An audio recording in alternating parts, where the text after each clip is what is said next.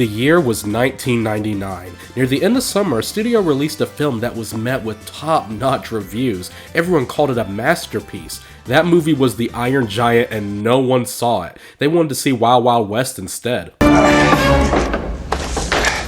got a telegram for Dr. Lovelace from his mother, Irene. She told him, come on home, stop all this foolishness. What I'm trying to say is, please do not let this movie bomb at the box office. Please don't. The Wild Robot is about Roz, a robot who crashes onto an island filled with a variety of animals. Her new task is to help a young gosling learn to be ready to migrate by fall. This year is big for Dreamworks. It's its 30th anniversary. When it comes to this studio, their quality of films is a huge mixed bag. You'll either get a terrible movie, a mediocre movie, a good underrated movie, and then every now and then a masterpiece that truly feels special. The Wild Robot is like Dreamworks' answer to Wall-E.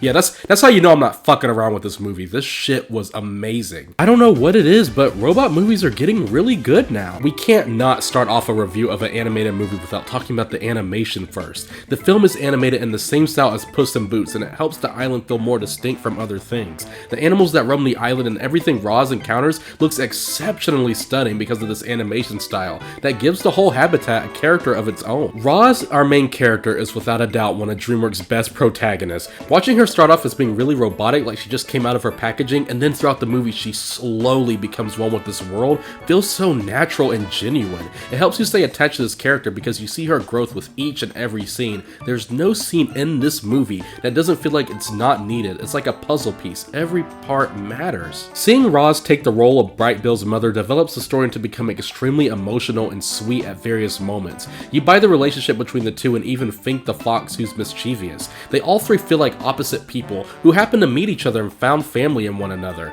All the dynamics are just so good. This review is literally just gonna be me saying nothing but positive stuff, except, hold up. The liar reveal storyline. The most cliche storyline in any kid's movie.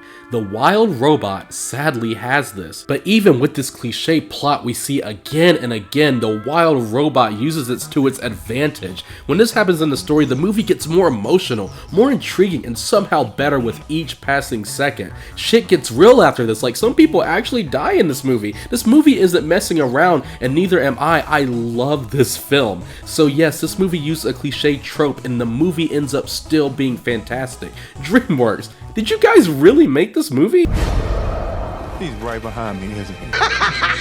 Let me just tell you how it is. Let me just tell you how it is watching this movie. The Wild Robot is one of those movies that you are surprised was made. The Wild Robot is a dazzling beauty on the inside and the outside. It's an emotional film that feels so delicately made. While the movie isn't laugh out loud funny, it's humorous and always feels sincere with its storytelling. It's a rarity to have a Dreamworks movie try not to make you laugh, but rather just sit there and soak in the scenes and quiet moments without needing to ruin it with a joke. You guys know how I mentioned Wall-E and the Iron Giant earlier? It was really to emphasize what I'm about to say right now. You know how in the MCU they had the big three, the main heroes, Thor, Iron Man, and Cap? Yeah, these three movies are the big three robot movies from now on until otherwise. The Wild Robot truly is a masterpiece.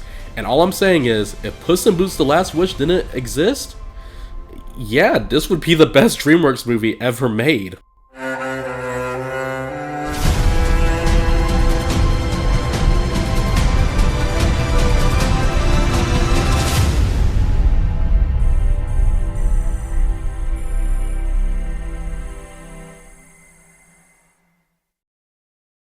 Just not better than Megamind 2.